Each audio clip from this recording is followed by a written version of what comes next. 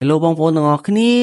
អ្នកទាំងអស់គ្នាពីច្រើនគឺខ្ញុំផលិតវីដេអូបែបកំសាន្តផ្សេងៗតែថ្ងៃនេះខ្ញុំកំពុងចុះទៅក្នុងរូងភ្នំមួយដែលមានជម្រៅរាប់រយលានម៉ែត្រចុះទៅខាងក្រោមអូវាពិតជាជ្រៅខ្លាំងណាស់ហើយខ្ញុំពិតជាសប្បាយចិត្តខ្លាំងមែនទែននៅពេលដែលខ្ញុំចុះមកដល់ខាងក្រោមហើយពួកយើងទាំងអស់គ្នាត្រូវនៅក្នុងរូងភ្នំនេះចំនួន7ថ្ងៃហើយវីដេអូនេះប្រហែលជាវីដេអូដំបូងហើយដែលខ្ញុំចុះមកក្នុងរូងភ្នំនេះហើយរឿងដែលយើងត្រូវធ្វើមុនគេនោះគឺពួកយើងត្រូវរកកន្លែងសម្រាប់ឲ្យបានសមរម្យពីព្រោះកន្លែងដែលយើងសម្រួលខ្សែចុះមកនោះវាមានជម្រាលទាបពេកវាអាចនឹងជួបទឹកជំនន់ផ្សេងៗនឹងខ្យល់ព្យុះដូច្នេះហើយពួកយើងទាំងអស់គ្នាគួរតែរកទីទួលដែលមានសុវត្ថិភាពឲ្យខ្ពស់ជាងនេះអូវ៉ាវខ្ញុំមិនដែលឡើងជម្រាលភ្នំនៅខ្ពស់បែបនេះទេហើយទីនេះប្រៀបដូចជាភពផ្សេងមួយទៀតអញ្ចឹងហើយច្រកចូលឡាងនេះវាពិតជាស្រស់ស្អាតក៏ប៉ុន្តែវាអាចនឹងបោកបញ្ឆោតហើយពួកយើងមិនទាន់ដឹងទេថាឡាងនេះមានអ្វីខ្លះដែរទោះបីជាជួបឧបសគ្គយ៉ាងណាក៏ដោយក៏យើងត្រូវនៅទីនេះចំនួន7ថ្ងៃដែរអូហើយមួយទីនោះវាពិតជាងងឹតខ្លាំងណាស់ហើយពួកយើងទាំងអស់គ្នាគួរតែរកកន្លែងបោះជំរំឲ្យបានលឿនបំផុតបើមិនដូច្នោះទេពួកយើងច្បាស់ជាចាប់មិនខានហើយខ្ញុំបានរកឃើញរូងភ្នំមួយហើយតោះពួកយើងទាំងអស់គ្នាទៅមើលទីនោះតើវាយ៉ាងណាដែរពួកយើងអាចបោះជំរំបានដែរឬទេហើយខ្ញុំសម្រេចចិត្តរួចហើយថាយើងនឹងបោះជំរំនៅទីនេះព្រោះទីនេះវាអាចការពារទឹកជំនន់បានហើយពួកយើងទាំងអស់គ្នាត្រូវបោះជំរំនៅទីនេះចំនួន1ថ្ងៃសម្រាប់អាហារនិងសម្ភារៈផ្គត់ផ្គង់ផ្សេងៗត្រូវគេទម្លាក់នៅកន្លែងដែលយើងសម្រុកខ្សែចុះមកហើយតម្រូវឲ្យពួកយើងទាំងអស់គ្នាជញ្ជូនសម្ភារៈផ្សេងៗឡើងមកកាន់ជំរំរបស់យើងហើយដូចអ្នកទាំងអស់គ្នាបានឃើញក្នុងវីដេអូនេះអញ្ចឹងពួកយើងបានចំណាយពេលរយៈពេល4ម៉ោងសម្រាប់យកសម្ភារៈផ្សេងៗឡើងទៅកាន់ជំរំហើយនៅពេលនេះអ្នកទាំងអស់គ្នាមិនបាច់ភ័យទេខ្ញុំបានរៀបចំភ្លើងវារួចទៅហើយតែអ្នកទាំងអស់គ្នាគិតយ៉ាងណាដែរចំពោះការបោះជំរំនៅទីនេះហើយពួកយើងបានបំពាក់កាមេរ៉ានៅសងខាងទាំងអស់អ្នកទាំងអស់គ្នាមិនបាច់ភ័យទេហើយខ្ញុំគិតថាពួកយើងទាំងអស់គ្នាគួរតែរៀបចំជំរំរបស់យើងឲ្យបានស្អាតជាងនេះហើយខ្ញុំគិតថាពួកយើងគួរតែស្វានដាក់ខ្សែរ៉តដើម្បីធ្វើជាដំបូលអូហើយកាបនឹងមាំអត់ខ្ញុំសាកបញ្យូរខ្លួនខ្ញុំតិចមើលអូវាពិតជាមាំមែនបើពិតជាមាំមែនខ្ញុំនឹងយករឹងយកមកចង់ដើម្បីសម្រាកហើយខ្ញុំមិនហ៊ានសម្រាកផ្ទាល់ដីនោះទេលុះល្ងាចឡើងពួកយើងចាប់ផ្ដើមស្រោបអាហារដើម្បីសម្រាកក៏ប៉ុន្តែយប់នេះវាពិតជាត្រជាក់ខ្លាំងណាស់ខ្ញុំមិនកុហកទេអង្រឹងមួយនេះវាពិតជាមានផាសុកភាពលើសពីអ្វីដែលខ្ញុំរំពឹងទុកMr. B អ្នកឯងមានឃើញខ្ញុំអត់នេះចំណុចទីនេះ Hello សួស្តីបងប្អូនទាំងអស់គ្នាខ្ញុំចង់ប្រាប់ថាខ្ញុំពិតជា fresh ខ្លាំងណាស់រូងភ្នំនេះគឺមានជម្រៅ 2.5 គីឡូម៉ែត្រដ៏ជ្រៅហើយកន្លែងដែលពួកយើងមកជំរំនេះគឺនៅមាត់រូងនៅឡើយទេហើយស្អែកឡើងពួកយើងចាប់ផ្ដើមរើជំរំទៅបោះនៅកន្លែងដែលយើងកំណត់ទុក Oh my god ពេលនេះខ្ញុំពិតជាត្រជាក់ខ្លាំងណាស់តើយប់នេះពួកយើងគេយ៉ាងម៉េចទៅបើត្រជាក់ម្លឹងនោះហើយខ្ញុំមិនគ្រាន់តែជា YouTuber នោះទេបងប្អូនហើយអង្រឹងរបស់ខ្ញុំគឺនៅទីនេះហើយខ្ញុំនឹងរៀបចំអីវ៉ាន់ចុះទៅខាងក្រោមនៅតាមរូងភ្នំនោះខ្ញុំមិនដឹងថានៅខាងក្រោមនោះមានអ្វីខ្លះនោះទេអូជាមួយខ្ញុំទម្លាក់ភ្លើងទៅខាងក្រោមនោះជាមួយវាជំរៅណា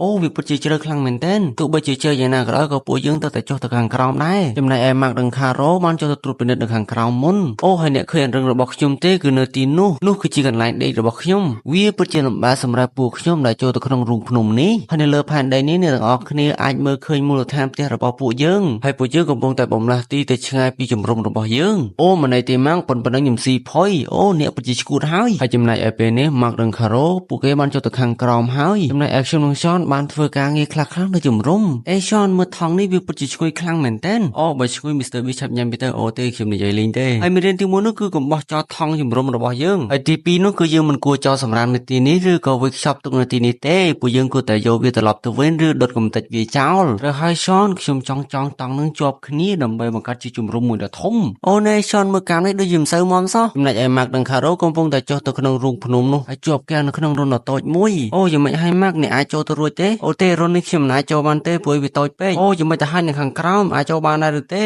អូទេខ្ញុំមិនអាចចូលបានទេព្រោះរត់វាតូចខ្លាំងពេកអ្នកឯងឃើញខ្ញុំអត់Mr. B ខ្ញុំចង់ទៅជំរំវិញទោះបីជាគេទាំងពីរចង់ត្រឡប់ទៅជំរំវិញក៏ដោយ Mr. B បាននិយាយថាអ្នកទាំងពីរមិនអាចឡើងមកបានទេហើយអ្នកទាំងពីរធ្វើដំណើរចូលទៅកាន់រូងព្រំដ៏ជ្រៅថែមទៀតខណៈពេលនេះពួកគេបានដើរវាងច្រកតូចមួយហើយទៅដល់ច្រកមួយទៀត Oh my god បើយើងឆ្លងទៅច្បាស់ជាស្លាប់មិនខានអូមិនអីទេខារ៉ូខ្ញុំជឿជាក់លើឯងអាចធ្វើបានម៉ាក់ឯងឈួតមែនទេទឹកនេះគឺវាហូរខ្លាំងណាស់បើគ្នាឆ្លងទៅច្បាស់ជាស្លាប់មិនខានអូខេដើរត្រឡប់ក្រោយទៅចង់បន្តមកទៀតពួកគេទាំងអស់គ្នាក៏បានចុះមកដល់ក្នុងរូងភ្នំមួយហើយបន្ទាប់មកពួកគេក៏ធ្វើដំណើរតាមច្រករូងភ្នំដែលមានចម្ងាយឆ្ងាយខ្លាំងមែនទែនហើយពួកគេទាំងអស់គ្នាក៏ឆ្លងឧបសគ្គមកក៏មិនមែនតិចដែរហើយក៏មិនមែនថាឧបសគ្គវាអស់ត្រឹមនឹងនោះដែររូងភ្នំនេះគ្របដណ្ដប់ទៅដោយទឹកសំណើមដូច្នេះហើយពួកគេពិបាកនឹងធ្វើដំណើរបោះជំហានមួយពួកគេប្រុងប្រយ័ត្នខ្លាំងមែនទែនព្រោះខ្លាចរអិលហើយនៅពេលនេះពួកគេបានធ្វើដំណើរដល់ពាក់កណ្ដាលរូងភ្នំហើយកាត់មកដល់ទីនេះពួកគេកំពុងតែពិភាក្សា គ្នាដើម្បីរកដំណោះស្រាយឆ្លងទៅម្ខាងទៀតដោយសារតែទឹកចំនួនច្រើនពេកពួកគេមិនអាចឆ្លងទៅបាននៅពេលនេះពួកគេបានរកឃើញផ្លូវចេញមួយ